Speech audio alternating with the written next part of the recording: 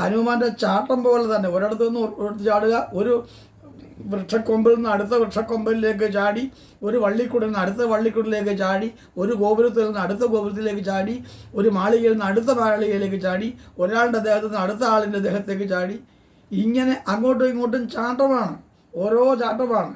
ആ ചാടുന്നത് പോലെ തന്നെയാണ് ഇതിൻ്റെ പദങ്ങൾ ഇങ്ങനെ വച്ചിരിക്കുന്നത്. അതിചപലനായ ഒരു വാനരശ്രേഷ്ഠൻ്റെ അമിത വേഗത്തിലുള്ള പരാക്രമത്തിൻ്റെ ആ വൈശിഷ്ട്യം വാക്കുകളുടെ താളക്രമങ്ങളിലൂടെയും അന്വയക്രമങ്ങളിലൂടെയും വളരെ ഗംഭീരമായും അനുസ്യൂതമായ ഒരു താളഭാവ ഭംഗിയോടും കൂടി എഴുത്തച്ഛൻ അവതരിപ്പിച്ചിരിക്കുന്നു. അതാണ് നമ്മളത് വായിച്ച് അറിയേണ്ടത്. ഈ താളഭംഗി, അക്ഷരങ്ങളെ ചേർത്ത് വെക്കുന്ന രീതി, അതിൻ്റെ അന്വയക്രമം, അതിൻ്റെ അർത്ഥതലങ്ങളിലേക്കുള്ള സഞ്ചാരം, ഇതൊക്കെ നമുക്ക് വേണം, ഇതൊക്കെ നമുക്ക് കിട്ടണം. കിട്ടിയാൽ മാത്രമേ പറ്റുകയുള്ളൂ. അപ്പോൾ ഈ തൻ്റെ പരാക്രമങ്ങളെ മുഴുവൻ കാണിച്ചു കൊടുത്തു. പഞ്ചസേനാധിപന്മാരെ കൊന്നു, അക്ഷയകുമാരനെ അക്ഷയകുമാരൻ കൊന്നു, ഒരുപാട് എതിർക്കാൻ ആളുകളെ അശേഷം കൊന്നു. പിന്നെ ഇന്ദ്രജിത്തിന് വേണ്ടതിലധികം നാണക്കേടുണ്ടാക്കി. അഗ്നിജ്വാലകൾ കൊണ്ട് ആ ലങ്കാപുരി മുഴുവൻ ചുട്ട് കത്തിച്ച് കളഞ്ഞു. ഒരുപാട് പേര് മരിച്ചത് കൊണ്ട് അവരുടെ ബന്ധുക്കളായ ആളുകൾ തങ്ങളുടെ എടുത്ത ബന്ധുക്കളുടെ വിരഹദുഃഖം താങ്ങാനുള്ള നിലവിളി കേൾക്കുന്നു. സ്വത്ത് വകകൾ നഷ്ടപ്പെട്ടു പോയതിലുള്ള ദുഃഖം പങ്കുവയ്ക്കുന്നു, നിലവിളിക്കുന്നു, രാവണനെ ശകാരിക്കുന്നു, ശപിക്കുന്നു. ആകെപ്പാടെ ശബ്ദായമാനമായ ഒരു അന്തരീക്ഷം, ആ കോളിളക്കം സൃഷ്ടിച്ചിരിക്കുന്ന ഒരു അന്തരീക്ഷം, ഭയവിഹുലമായ ഒരു അന്തരീക്ഷം, ക്രമരഹിതമായ, അതായത് അക്രമത്തിൻ്റെതായ ഒരു ശബ്ദകോലാഹലങ്ങൾ, ഇതൊക്കെ കൊണ്ട് ലങ്ക നശിച്ചില്ലെങ്കിലേ ഉള്ളൂ അത്ഭുതം. അതുകൊണ്ടാണ് ഭൂതി പരിപൂർണമായുള്ള ലങ്കയും ഭൂതി പരിപൂർണമായ വന്ന അത്ഭുതം എന്നുള്ള ഭൂതി എന്നുള്ള വാക്ക് രണ്ടിടത്ത് അർത്ഥവ്യത്യാസത്തോടു കൂടി ഉപയോഗിച്ചിരിക്കുന്നു. അതാണ് അർത്ഥവ്യത്യാസം. രണ്ടിടത്ത് അർത്ഥവ്യത്യാസമായിട്ട് ഉപയോഗിക്കുമ്പോൾ അതിന് യമകം എന്ന് പറയും. വളരെ പ്രസിദ്ധമായ ഒരു അലങ്കാരമാണ്. അക്ഷരക്കൂട്ടം ഒന്നായിട്ട് അർത്ഥം ഭേദിച്ചിടുമ്പടി ആവർത്തിച്ച് കഥിച്ചിടിൽ യമകം ഫലമാകുന്ന അക്ഷരങ്ങളെ ചേർത്ത് വ്യത്യസ്ത അർത്ഥങ്ങളിൽ ഒരേ വാക്ക് ഉപയോഗിക്കുക എന്ന് പറഞ്ഞാൽ വലിയ വിഷമമാണ്. അത് നല്ല കവിത്വവും പാണ്ഡിത്യവും ഉണ്ടെങ്കിൽ മാത്രമേ അത് അങ്ങനെ ചേർക്കാൻ പറ്റുകയുള്ളൂ. ആ സന്ദർഭത്തിനനുസരിച്ച് സന്ദർഭത്തിൻ്റെ രസസ്ഥായി ഭാവം നഷ്ടപ്പെടാതെ അവതരിപ്പിച്ചിരിക്കുന്നു എന്നുള്ളതാണ് അതിൻ്റെ മഹനീയത. എഴുത്തച്ഛൻ കവിതകളുടെ ഏറ്റവും വലിയ സവിശേഷത ഈ ഭക്തിഭാവം കഴിഞ്ഞാൽ പിന്നെ ഇതാണ്, അദ്ദേഹത്തിൻ്റെ ഭാഷാപരമായ മികവും തികവും എങ്ങനെയെന്നുള്ളതാണ്. അത് വളരെ ശ്രദ്ധേയമായ ഒരു കാര്യമാണ്. അപ്പോൾ ഇന്ദിരാദി ദേവശ്രേഷ്ഠന്മാർ കൂടിയും രാക്ഷസ ചക്രവർത്തിയുടെ പേര് കേട്ടാൽ ഞെട്ടും, എല്ലാവരും ഞെട്ടിപ്പോകും. രാവണനെന്ന് കേട്ടാൽ ഭയക്കാത്തവരാരുമില്ല. അങ്ങനെയുള്ള രാവണൻ്റെ അരമനയിൽ കടന്ന് ഇത്രയും കഠിനമായ അക്രമങ്ങൾ കാണിക്കാൻ ഒരു വാനരശ്രേഷ്ഠന് കഴിയണമെങ്കിൽ എന്തൊരു കാലക്കേടാണ് ഉണ്ടാകുന്നത്, എന്തൊരു നഷ്ടകഷ്ടങ്ങളുണ്ടാണ്. ഈ വിധി, ഈ ദുർവിധി രാവണൻ എങ്ങനെ വന്നു എന്നാണ് ആളുകൾ ചിന്തിച്ചത്. അതിനുള്ള ഒരു ഉത്തരവ് അവർ തന്നെ കണ്ടുപിടിച്ച് പറയുന്നുണ്ട്. ധാരാളം ആളുകളുടെ ശാപങ്ങൾ, 18 ശാപങ്ങളാണ് പ്രധാനമായിട്ടും രാവണനുണ്ടായിട്ടുള്ളത്. രാമായണം മൊത്തം പരിശോധിച്ചാൽ 18 ശാപങ്ങളാണ് ഈ രാവണൻ ഏറ്റുവാങ്ങിയിട്ടുള്ളത്. അതാണ് രാവണൻ്റെ പൂർവ്വജന്മത്തെക്കുറിച്ചും കൂടി നമ്മൾ ഓർത്തിരിക്കേണ്ടത് നല്ലതാണ്. വൈകുണ്ഠത്തിലെ കാവൽക്കാരായിരുന്നു ഈ ജയവിജയന്മാർ, രണ്ടാളുകൾ. അവർ ആ കാവൽ നിൽക്കുന്ന സമയത്ത് സനകാദി മാമുനീന്ദ്രന്മാർ, സനകൻ, സനൽകുമാരൻ തുടങ്ങിയുള്ള സനകാദി മാമുനീന്ദ്രന്മാർ, കുറേ മുനിമാരുണ്ട്, നവയോഗികളാണ്. അപ്പോൾ ആ സനകൻ, സനന്ദൻ, സനൽകുമാരൻ തുടങ്ങിയുള്ള ഈ മുനിമാരെല്ലാം കൂടെ ഈ വൈകുണ്ഠം സന്ദർശിച്ച് വിഷ്ണുവിനെ കണ്ടിട്ട് എന്തോ സംസാരിക്കാൻ വേണ്ടി വന്നപ്പോൾ ഇവർ രണ്ടുപേരുമാണ് ജയവിജയന്മാരാണ് കാവലിൽ നിന്നിരുന്നത്. അവർ പറഞ്ഞ പറ്റിയല്ലോ, കേൾക്കാൻ പറ്റിയല്ലോ, നോ പെർമിഷൻ, അങ്ങോട്ട് കൊടുത്തില്ല, അങ്ങോട്ട് കയറാൻ സമ്മതിച്ചില്ല. വന്നപ്പോൾ ശപിച്ചു. ഈ കോപിഷ്ഠനായ സനകൻ എന്ന് പറയുന്ന മുനി ശപിച്ചു, നീ 3 ജന്മം പോയി രാക്ഷസന്മാരാടി ജനിക്കട്ടെ. അങ്ങനെ ജനിച്ചു താഴെ വന്നു. അപ്പോൾ തന്നെ ഒരു ശവമോക്ഷം കൊടുത്തു. സാക്ഷാൽ മഹാവിഷ്ണു തന്നെ അവതാരം കൊണ്ടുവന്ന് നിങ്ങളെ വധിക്കുമ്പോൾ നിങ്ങളിഞ്ഞ് പോലെ 3 ജന്മം കഴിഞ്ഞിട്ടേ വരാൻ പറ്റൂ. ഇതൊരു ശാപം, അപാരമായൊരു ശിക്ഷയാണ്. അതാ ഈ ബ്രഹ്മചാരികളും സിദ്ധയോഗികളുമായ ആളുകൾക്ക് അഹിതമുണ്ടായാൽ അവരുടെ വാക്ക് ശരിയായി ഫലിക്കും എന്നുള്ളത്. വാക്കുകൾക്ക് കൃത്യമായ കൃത്യതയുണ്ട്. ആ കൃത്യതയാണ് അവിടെ വന്നത്. അങ്ങനെ ഇവർ ജനിച്ചു. ഈ രണ്ടുപേരും ഹിരണ്യാക്ഷനും ഹിരണ്യകശിപുവുമായി ജനിച്ചു. അത് കഴിഞ്ഞതിന് ശേഷം ശിശുപാലനും ദന്തവക്രനുമായിട്ട് ജനിച്ചു. അതും കഴിഞ്ഞിട്ടാണ് 3ാമത്തെ ജന്മമാണ് രാവണനും കുംഭകർണനും. അങ്ങനെയാണ് രണ്ടുപേരുടെ ജന്മം വന്നത്. അപ്പോൾ ഈ രാവണനായിട്ട് ജനിച്ചു എന്നുള്ളത് ഈ ജയൻ എന്ന ആളാണ്. അയാൾ വീണ്ടും ഈ മരിച്ചതിന് ശേഷം തിരിച്ച് വൈകുണ്ഠത്തിലേക്ക് പോവുക. കുംഭകർണൻ കുറച്ച് നേരത്തെ പോകും, ഈ ജയൻ എന്ന രാവണൻ പിന്നെ പോകുന്നുള്ളൂ. അങ്ങനെയാണ് പൂർവ്വജന്മത്തിൻ്റെ സ്വഭാവം രാവണൻ്റെ. ഏതായാലും അങ്ങനെയുള്ള അതൊന്നും ഇവിടെ പറയേണ്ടി വരുന്നില്ല. ഇവിടെ സന്ദർഭത്തിൽ രാവണൻ എന്ന് മാത്രമാണ്. രാവണൻ്റെ പൂർവ്വജന്മത്തെക്കുറിച്ചുള്ള ആലോചന വന്നാലാണ് ഈ കഥ നമുക്ക് ഓർമ്മിക്കേണ്ടതായിട്ട് ഉള്ളത്. അങ്ങനെ ഓർമ്മിച്ചുകൊണ്ട് ഈ കഥ പഠിക്കുന്നതിനകത്ത് വലിയ കാര്യമില്ല. അത് ഞാൻ സന്ദർഭമനുസരിച്ച് പറഞ്ഞു എന്നുള്ളതേ ഉള്ളൂ. രാവണൻ എന്ന ആൾ ദുഷ്ടനായ നീചനായ ഒരാളാണെന്നും അയാൾ അനർഹമായതൊക്കെ ആഗ്രഹിച്ചതുകൊണ്ട് നേരിട്ട ദുരിതങ്ങളാണ് ഇവയെന്നും കണക്കാക്കിക്കൊണ്ട് തന്നെ മുമ്പോട്ട് പോവുക. എന്നാൽ ഒരു സാഹിത്യകൃതി എന്നുള്ള നിലയിൽ രാവണൻ എന്ന കഥാപാത്രത്തിൻ്റെ ശരിയായ ഭാവം ഉൾക്കൊള്ളാനും അയാളുടെ തിന്മകൾ എന്താണെന്ന് കണ്ടറിയാനും അത് രാമൻ്റെ നന്മയുമായിട്ട് എങ്ങനെ യോജിക്കുന്നുവെന്ന് പഠിച്ചറിയാനും കഴിയുകയുള്ളൂ. അപ്പോൾ അതുകൊണ്ട് ഇനിയും അമളി പറ്റാതിരിക്കാൻ കാവൽക്കാരെ പ്രത്യേകം താക്കീത് ചെയ്യുക മാത്രമാണ് രാവണൻ ചെയ്യാനുണ്ടായിരുന്നത്.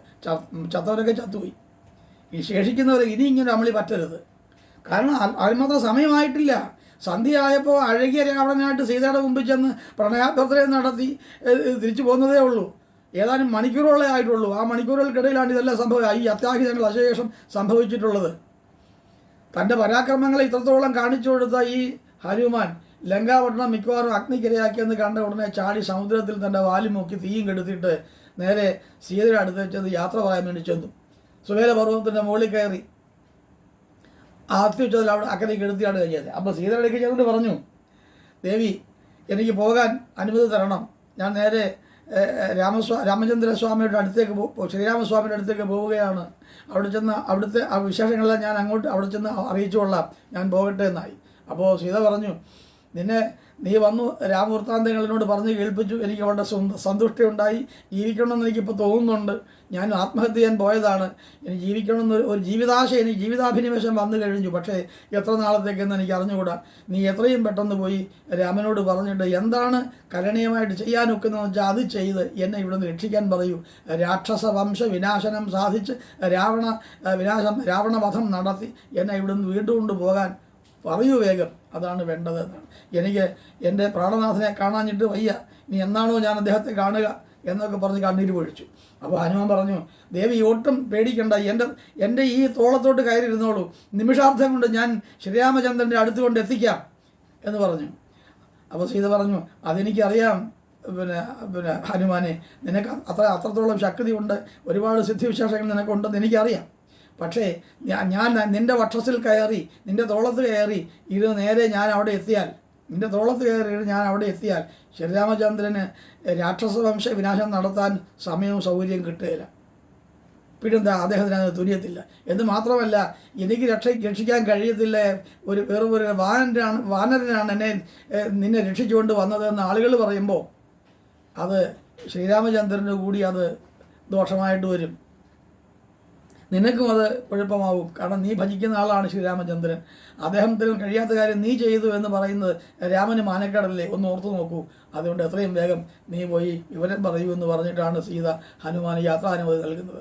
അങ്ങനെ തന്നെ എന്ന് പറഞ്ഞിട്ടാണ് ഹനുമാൻ അവിടുന്ന് സുബല പർവ്വതത്തിൻ്റെ മുകളിൽ കയറി അത്യുച്ചത്തിൽ വലിയ അട്ടഹാസം, ഒരു സിംഹനാദത്തിനേക്കാളും ഗംഭീരമായ ശബ്ദം പുറപ്പെടുവിച്ചുകൊണ്ട് അവിടുന്ന് എടുത്ത് അക്കരയ്ക്ക് ചാടുകയാണ്. അപ്പോൾ ആകാശമണ്ഡലത്തിൽ ഈ ശബ്ദം മുഴുകി കേട്ടു. വലിയൊരു മാറ്റൊലിയാണ്. അട്ടഹാസത്തോടെ വായുവേഗത്തിൽ ആകാശത്തൂടെ ഇങ്ങനെ വരികയാണ്. ഈ ശബ്ദമെല്ലാം അങ്ങേ കരയ്ക്ക്, അതായത് വടക്കേ കരയ്ക്ക് നിന്നുകൊണ്ട് വാനരാതികൾ മുഴുവൻ തെക്കോട്ട് നോക്കി നിൽക്കുകയായിരുന്നു ഇത്രയും നേരവും. ഒരു രാത്രി മൊത്തം അങ്ങനെ നോക്കി നിൽക്കുകയല്ലേ. അപ്പോൾ അങ്ങനെ നോക്കി നിൽക്കുമ്പോൾ ഹുങ്കാര ശബ്ദം കേട്ടു. അപ്പോൾ പറഞ്ഞു, അത് ഹനുമാന്റെ ശബ്ദമാണ്, കാര്യം സാധിച്ചുവെന്നാണ് തോന്നുന്നത് എന്ന് പറഞ്ഞു. വാനസംഘം മുഴുവൻ വിദൂരത്തിൽ നിന്നുള്ള ഈ ശബ്ദം കേട്ടപ്പോൾ തന്നെ സന്തുഷ്ടരായും സന്തോഷമുള്ളവരായും മാറി ആവേശപൂർവ്വം ഈ ഹനുമാനെ നോക്കി നിന്നു. നിമിഷാർത്ഥം കൊണ്ട് പെട്ടെന്ന് അവരുടെ മധ്യത്തിലേക്ക് തന്നെ ഹനുമാൻ ചാടി വീണു. എല്ലാവരും കൂടെ ഹനുമാനെ കെട്ടിപ്പിടിച്ചു, കാര്യങ്ങളൊക്കെ അന്വേഷിച്ചു, എന്തൊക്കെ സംഭവിച്ചു എന്ന് പറഞ്ഞു. മഹേന്ദ്ര പർവ്വതത്തിൽ നിന്ന് ചാടിയത് മുതൽ അതുവരെ നടന്ന എല്ലാ വർത്തമാനങ്ങളും ഈ ഹനുമാൻ വിസ്തരിച്ചവരെ പറഞ്ഞ് കേൾപ്പിച്ചു. അതിനുശേഷം അവരെല്ലാവരും കൂടി സന്തോഷാവേശം കൊണ്ട് ആർത്ത് വിളിച്ച് ചാടി തിമിർത്ത് ഈ രാമചന്ദ്രൻ്റെ അടുത്തേക്ക് പോകാനായിട്ട് യാത്രയായി. അങ്ങനെ പോകുന്ന വഴിക്കാണ് ഒരു മധുവനം കണ്ടു. മധുവനം എന്ന് പറഞ്ഞാൽ വളരെ സ്ട്രിക്ട്ലി പ്രൊഹിബിറ്റഡ് ഏരിയയാണ്, സംരക്ഷിത മേഖലയാണ്. മധുവനം. സുഗ്രീവൻ പ്രത്യേകമായി തയ്യാർ ചെയ്ത ഒരു വനമാത്. അതിനകത്ത് തേൻ ഇഷ്ടം പോലുണ്ട്, ഒരുപാട് ദിവ്യങ്ങളായ പഴങ്ങളുണ്ട്. അത് ദധിമുഖൻ എന്ന് പറയുന്ന ഇദ്ദേഹത്തിൻ്റെ ഒരു അമ്മാവൻ, ഈ സുഗ്രീവൻ്റെ ഒരു അമ്മാവനുണ്ട്, ദധിമുഖൻ എന്നയാളുടെ പേര്. ആ ദധിമുഖനെ കൊണ്ട് സംരക്ഷിക്കാൻ വെച്ചിരിക്കുക. അയാൾ അതിൻ്റെ കാവൽക്കാരനായിട്ട് നോക്കിക്കൊണ്ടിരിക്കുന്നത്. ഈ വാണ്ടന്മാരൊന്നും അത് ശ്രദ്ധിച്ചില്ല. നേരെ അതിനകത്തോട്ട് കയറി അവൾ കിട്ടുന്നതെല്ലാം പറിച്ച് തിന്നുകയും തേനൊക്കെ കുടിക്കുകയൊക്കെ ചെയ്തു. ജാമ്പവാൻ പറഞ്ഞു കയറടാ എന്ന് പറഞ്ഞു. ഹനുമാനും കൂടെ കൂടി. എല്ലാവരോടും ചെന്ന് തിന്ന് ഇഷ്ടം പോലെ നടക്കും. കുറേ ദിവസമായി വല്ലതും കഴിക്കാതെ നടക്കല്ലേ, വിശന്നിരിക്കുകയായിരുന്നു. അതെല്ലാം ആഹരിച്ചു. അങ്ങനെ ബഹളമായി. അപ്പോൾ ദധിമുഖൻ ഇത് എന്തിനാടാ ഇങ്ങനെ കയറി എന്നൊക്കെ പറഞ്ഞ് വഴക്കുണ്ടാക്കാൻ ചെന്നപ്പോൾ അയാളെ അടിച്ചോടിച്ചു. അയാൾ ഓടിച്ചെന്ന് സുഗ്രീവനോട് വിവരം പറഞ്ഞു, പിന്നെ അങ്ങ് സംരക്ഷിക്കാൻ പറഞ്ഞ ആ മധുവനെന്താ യുവന്മാരെല്ലാം കൂടെ കയറി ഇങ്ങനെ നാശമാക്കുന്നു. അപ്പോൾ സുഗ്രീവന് മനസ്സിലായി കാര്യം സാധിച്ചില്ലെങ്കിൽ ഒരിക്കലും വാനരന്മാർ ഇങ്ങനെ ചെയ്യാൻ ഒരു മാർഗ്ഗമില്ല, ചെയ്തില്ല. ഹനുമാൻ പോയ കാര്യം സാധിച്ചു കാണും. അപ്പോൾ അവിടെ രാമൻ അവിടെ നിന്ന് വിളിച്ചു ചോദിച്ചു, പിന്നെ രാജാവേ എന്താണ് സംഭവിച്ചത് ചോദിച്ചു. അപ്പുറം സ്വാമിൻ ഹനുമാൻ കാര്യം സാധിച്ചു വന്നിട്ടുണ്ട്, അതാ ഇങ്ങോട്ട് വരുന്നുണ്ട്, പുറപ്പെട്ടിട്ടുണ്ട് എന്ന് പറഞ്ഞു. എന്നിട്ട് പിന്നെ സുഗ്രീവൻ അനുചരന്മാരോട് പറഞ്ഞു വേഗം ഹനുമാനോട് എൻ്റെ മുമ്പിൽ വരാൻ പറയാമെന്ന് പറഞ്ഞു. കൊണ്ടന്മാരെല്ലാം ഓടിപ്പോയി ഹനുമാനെ വിളിച്ചു കൊണ്ടുവന്നു.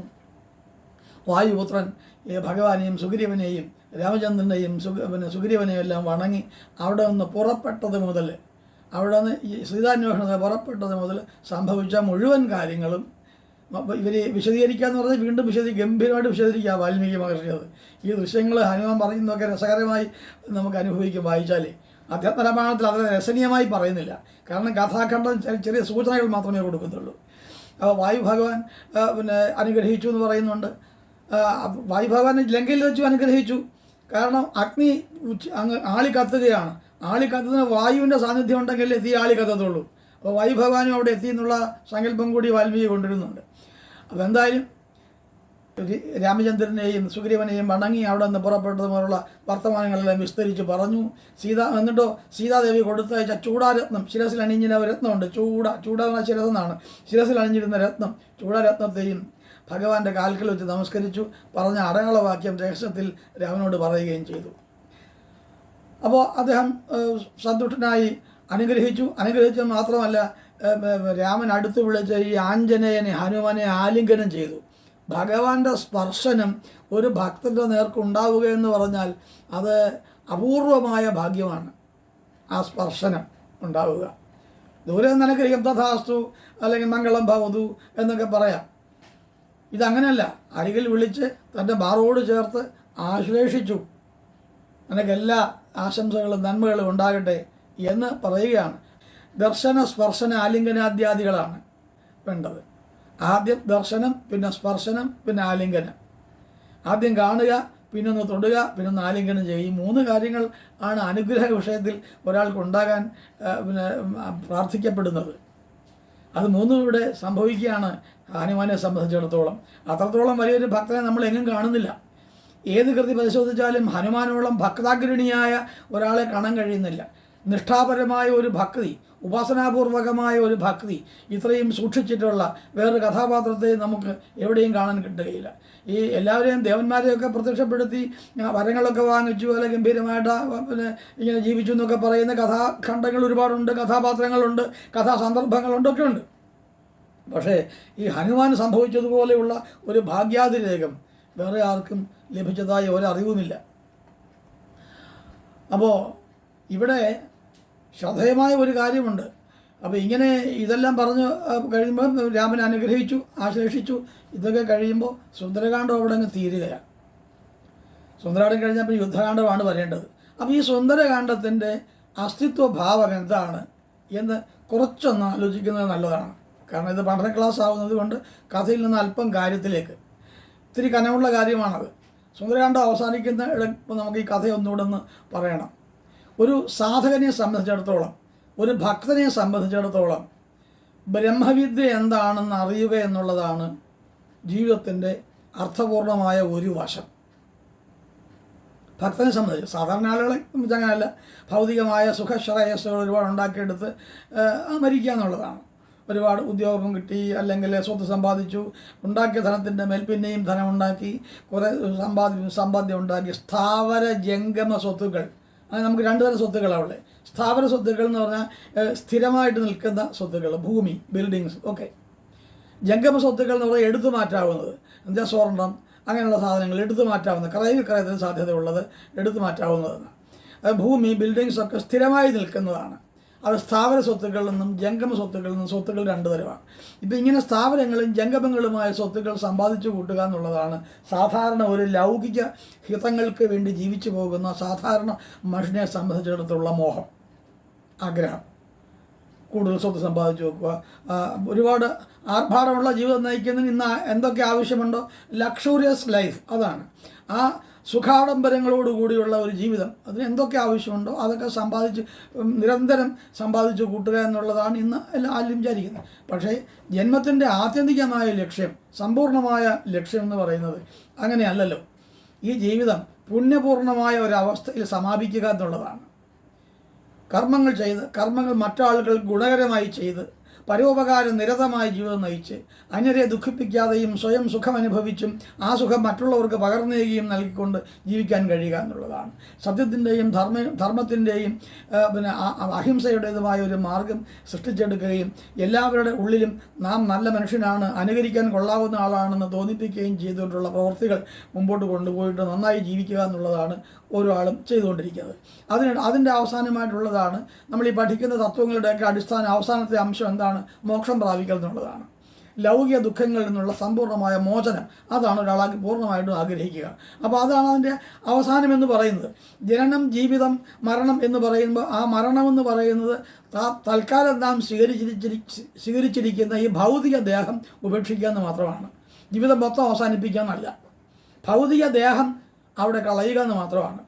ഈ ഭൗതിക ദേഹം, ഈ ദുഃഖാതുരമായ അല്ലെ രോഗാതുരമായ ഈ ശരീരത്തെ ഇവിടെ ഉപേക്ഷിക്കുക എന്നുള്ളതാണ്. ഈ ശരീരത്തെ വാസയോഗ്യമല്ല എന്ന് ബോധ്യപ്പെടുന്ന ആത്മാവ്, ജീവൻ, ദേഹി അത് വിട്ടിട്ട് മറ്റൊരു സ്ഥലത്ത് ചെല്ലുക. ഒരു ബിൽഡിങ്ങിനെ, ഒരു വീട് തന്നെ വാസയോഗ്യമല്ലെന്ന് തോന്നിയാൽ നമ്മൾ എന്ത് ചെയ്യും? വേറൊരു വീട് വെച്ച് അങ്ങോട്ട് മാറി ഈ വീടങ്ങ് പൊളിച്ച് കളയുകയോ അത് വെറുതെ കളയുകയോ ചെയ്യും. സ്വാഭാവികമായിട്ട് നമ്മൾ ചെയ്യുന്ന കാര്യമാണ്. നമുക്ക് നിലനിൽപ്പ് വലിയ പ്രശ്നമാണ്. എങ്ങനെയാണ് നമുക്ക് നിലനിൽക്കാൻ കഴിയുക? ഈ ശരീരം കൊള്ളുകയില്ലെന്ന് തോന്നിയാൽ വേറൊരു ശരീരത്തിലേക്ക് പോവുക എന്ന് പറയുന്നത് ഈ ഗൃഹം മാറുന്നത് പോലെ തന്നെയാണ്. ഒരു വസ്ത്രം മാറി അടുത്ത വസ്ത്രം ഇടുന്നത് പോലെയാണ്.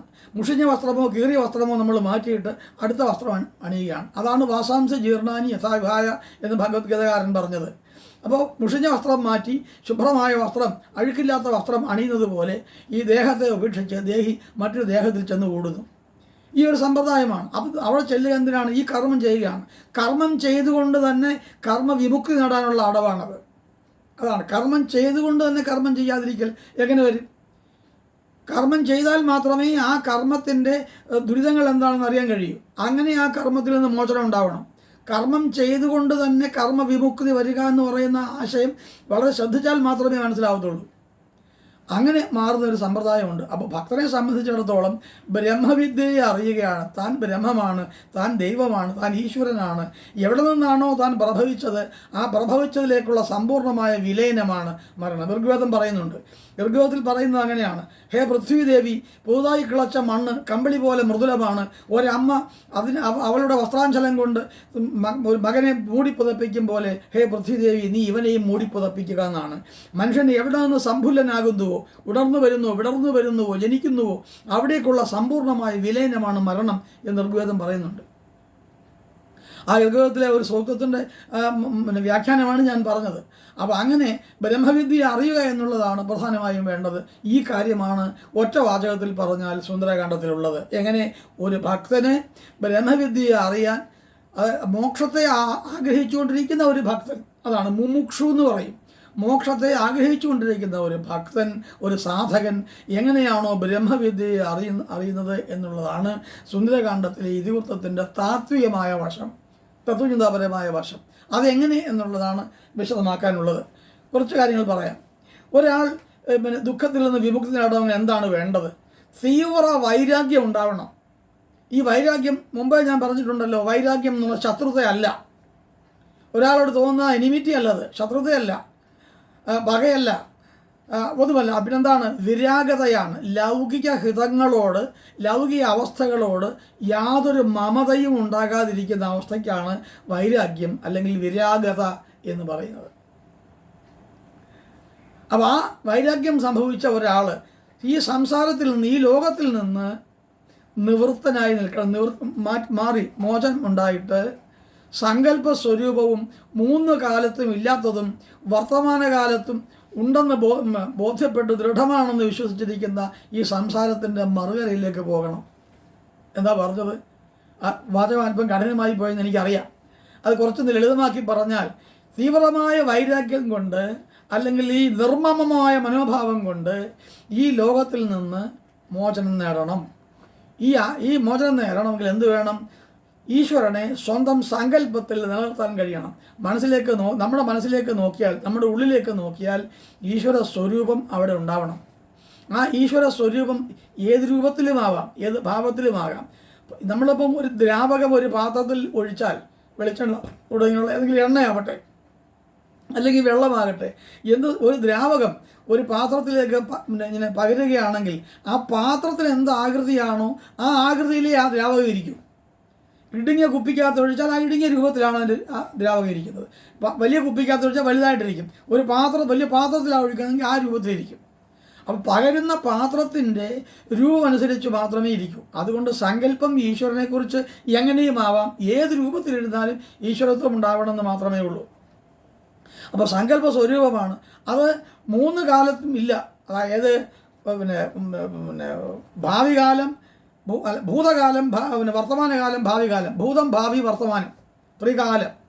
ആ ത്രികാലത്തിലും ഇല്ലാതിരിക്കുന്നത്, അതായത് കാലാതീതമായ അവസ്ഥ മനസ്സിലാക്കണമെങ്കിൽ കുറച്ച് വിഷമമുണ്ട്. 3 കാലത്തിലും ഇല്ലാത്തത് നമ്മൾ ഭൂതകാലത്തിലുണ്ടായിരുന്നു എന്ന് പറയും. 25 വർഷത്തിന് മുമ്പുണ്ടായിരുന്നു. അത് 50 വർഷമായി അതുണ്ടായിട്ട്. താജ്മഹലുണ്ട് എത്രയോ വർഷങ്ങൾക്ക് മുമ്പുണ്ടായതാണ്. 20,000 ജോലിക്കാർ 20 വർഷം കൊണ്ട് നിരന്തരം അധ്വാനിച്ചതിൻ്റെ ഫലമാണ് സപ്താത്ഭുതങ്ങൾ ഒന്നായി അറിയപ്പെടുന്ന ഈ താജ്മഹൽ എന്ന് പറയുക. അപ്പോൾ അതിന് മുമ്പേ ഉണ്ട്. അപ്പോൾ ഇത് നമ്മൾ ഭൂതകാലത്തെ സംബന്ധിച്ചാണ്. ഇനി വർത്തമാനകാലത്തിലോ ഇപ്പം നമ്മൾ അനുഭവിച്ചുകൊണ്ടിരിക്കുന്ന കാലമാണ്, അത് ഉണ്ടെന്ന് പറയാം. സൂക്ഷ്മം ആലോചിച്ചാൽ വർത്തമാനകാലം എന്നൊന്നില്ല കേട്ടോ, അത് ഉണ്ടാവുക വയ്യ. ഈ പ്രസൻറ്റ് ടൈം എന്ന് പറഞ്ഞാൽ ഇല്ല. നമ്മൾ പറയുമ്പോഴത്തേക്കും അത് ഭൂതകാലമായില്ലേ. ഹീ ഈസ് റൈറ്റിംഗ് നമ്മൾ പറയുക, അവൻ എഴുതിക്കൊണ്ടിരിക്കുന്നു എന്ന് പറയാം. ഹീ ഈസ് റൈറ്റിംഗ്, അവൻ എഴുതിക്കൊണ്ടിരിക്കുന്നു. അപ്പോൾ എഴുതിക്കൊണ്ടിരിക്കുന്നു പറയുമ്പോഴത്തേക്കും എഴുതി കഴിഞ്ഞില്ലേ, അപ്പോൾ അത് ഭൂതകാലമായി. വർത്തമാനകാലം എന്നൊന്നും ശരിക്കും ഇല്ല. വർത്തമാനകാലത്തിൻ്റെ കാലദൈർഘ്യം അത്രത്തോളം ചുരുങ്ങിയതാണ്. അതുകൊണ്ടായില്ലെന്ന് പറയുന്നത്. വർത്തമാനകാലത്തിൻ്റെ കാലദൈർഘ്യം വളരെ ചുരുങ്ങിയതായതുകൊണ്ട് അത് നമുക്ക് തിരിച്ചറിയാൻ കഴിയുന്നില്ല. അതുകൊണ്ട് വർത്തമാനകാലം എന്ന് പറയുന്നത് ഇല്ല എന്ന് പറഞ്ഞു പോവുകയാണ് പലപ്പോഴും. ഇനി ഭാവി കാലം വരാനുള്ളതാണ്. ഭാവിയിൽ അങ്ങനെയാവും ഇങ്ങനെയാവും എന്ന് പറയുക.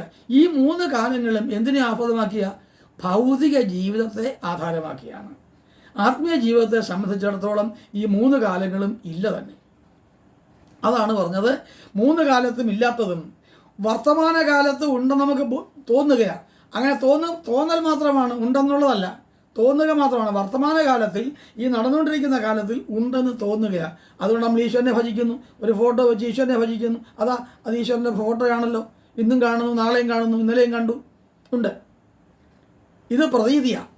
കാരണം ഇത് ഫോട്ടോയാണെന്ന് തോന്നാൻ ആവശ്യമായ പ്രതീതി ബോധം നമുക്കില്ലെങ്കിൽ നമ്മളിവിടെ ഇങ്ങനെ കാണും. നമുക്ക് തോന്നാൻ കഴിയുന്ന ബോധമില്ലെങ്കിൽ നമ്മളെങ്ങനെ കാണാൻ പറ്റും? അപ്പോൾ ആ പ്രതീതി ബോധം കൊണ്ടാണ് നമ്മളതിനെ കാണുന്നത് എന്ന് വരുന്നു. അപ്പോൾ അതും കാലത്തിന് അതീതമായിട്ടാണ് കണക്കാക്കേണ്ടതെന്ന് അർത്ഥം. വേദാന്തം വലിയ ശക്തമായ ഒരു കാര്യമാണ്. പെട്ടെന്ന് ഇത് ഇങ്ങനെ പറയുന്നുണ്ടെങ്കിലും ഇത് എത്ര പേർക്ക് മനസ്സിലാക്കാൻ കഴിയുമെന്ന് എനിക്കൊരു സങ്കടമുണ്ട്. ഇത് മനസ്സിലാവുമെങ്കിൽ നല്ലതാണ്. അപ്പോൾ എന്നാൽ വർത്തമാനകാലത്തുള്ള ദൃഢപ്പെട്ടിരിക്കുന്നതുമാണ് ഈ സംസാരം. ഈ ലോകത്തിൻ്റെ സ്ഥിതി അതാണ്, അനിശ്ചിതത്വം ആണ്. ഈ അനിശ്ചിതത്വം എങ്ങനെയാണ്? ഒരു നിശ്ചയമില്ലേ ഒന്നിനും, വരും ഓരോ ദശ വന്ന പോലെ പോവും, വിരയുന്നു മനുഷ്യൻ ഏതിനോ തിരിയാ ലോകരഹസ്യം ആർക്കുമേ തിരിയുകയില്ല. അതാ, വരും ഓരോ ദശ വന്ന പോലെ പോവും, ഓരോ കാലം വരും, അതുപോലെ തന്നെ പോവും. കലഹ ക്രീഡതി ഗച്ഛതി ആയു, ശങ്കരാചാര്യസ്വാമികൾ. അപ്പം അങ്ങനെയുള്ള സംസാരത്തിൻ്റെ മറുകരയിലേക്ക് കടക്കുക. എങ്ങനെ? സംസാര ജീവിതത്തിൽ നിന്ന് സംസാരാതീതമായ ഒരു കാലത്തിലേക്ക് കടക്കുക എന്നതാണ് സമുദ്രലംഘനം എന്ന് പറഞ്ഞിരിക്കുന്നത്. സമുദ്രം സംസാരമാണ്. സംസാരം ലോകം, നമ്മുടെ ഇപ്പോൾ പ്രസൻറ്റ് വേൾഡ്. ആ പ്രസൻറ്റ് വേൾഡാണ് അവിടെ പ്രസൻറ്റ് യൂണിവേഴ്സ് എന്ന് പറയാം. ബ്രഹ്മാണ്ടം, പ്രപഞ്ചം. അതാണ് ഈ സംസാരം. അതിൻ്റെ മറുകരയിലേക്ക് പോവുക എന്നുള്ളതാണ് സമുദ്ര ലംഘനം എന്ന് പറയുന്നത്. അവിടെ ഈ സമുദ്ര ലംഘനം സാധിച്ച് അപ്പുറത്ത് ചെന്നാൽ നമുക്ക് ഈ ബോധങ്ങളില്ലാതാവും. എങ്ങനെയുള്ള ബോധങ്ങൾ? ഞാൻ കാണുന്നു എന്നുള്ള ബോധം, ദ്രഷ്ടാവ് എന്നുള്ള അവസ്ഥ അതില്ലാതാവും. ഭോക്താവ്, അനുഭവിക്കുന്നവൻ, കൺസ്യൂമർ, അത് ഇല്ലാതാകുന്നു. ഇനി ജ്ഞാതാവ്, അറിയുന്നയാൾ. അപ്പോൾ അറിയുന്ന ആളെന്നോ അനുഭവിക്കുന്ന ആളെന്നോ കാണുന്ന ആളെന്നോ ഉള്ള ബോധം ഈ സമുദ്രലംഘനം നടത്തി അപ്പുറത്ത് ചെന്നാലില്ല. അവിടെ പൂർണ്ണമായ ബ്രഹ്മവിദ്യയാകുന്ന സീതയാണുള്ളത്. സീതയെ ബ്രഹ്മവിദ്യയായിട്ടാണ് കണക്കാക്കുക. അപ്പോൾ അങ്ങനെയുള്ള സംസാരത്തെയാണ്. അപ്പോൾ ദ്രഷ്ടാവും ഭോക്താവും ജ്ഞാതാവും ഉണ്ടെന്ന് മിഥ്യാഭിമാനം കൊണ്ട് നമുക്ക് തോന്നുന്ന സംസാരത്തെ ആണ് കടക്കേണ്ടത്. കാണുന്നുണ്ട്, പിന്നെ അനുഭവിക്കുന്നുണ്ട്, അറിയുന്നുണ്ട് എന്ന് ബോധ്യമാകുന്ന മൂന്നും ഇല്ലാതിരിക്കുന്ന ഒന്നിലേക്ക് കടന്നു പോകുന്നതാണ് ഈ സംസാര ഇതിൽ നിന്നുള്ള മോചനം, സംസാര വിമോചനം. അതാണ് സമുദ്ര ലംഘനം എന്ന പേരിൽ അവിടെ ഉള്ളത്. ഇതെത്ര പേർക്ക് മനസ്സിലാവും ഈ സുന്ദരകാന്ഡം വായിച്ചാൽ? ഇത് മനസ്സിലാവുന്നില്ലെങ്കിൽ പിന്നെ ബാക്കി അങ്ങോട്ട് പറഞ്ഞിട്ടും കാര്യമില്ല. ഇങ്ങനെ കുറച്ച് കാര്യങ്ങൾ കൂടെ ഉണ്ട്. ഇത് ഇത്രയും ഉറച്ചെങ്കിൽ നമുക്ക് അടുത്ത ദിവസം ബാക്കി ഭാഗം കൂടെ പറയാം. ഇല്ലെങ്കിൽ നമുക്ക് യുദ്ധകാന്ഡത്തിലേക്ക് തന്നെ പോകാം.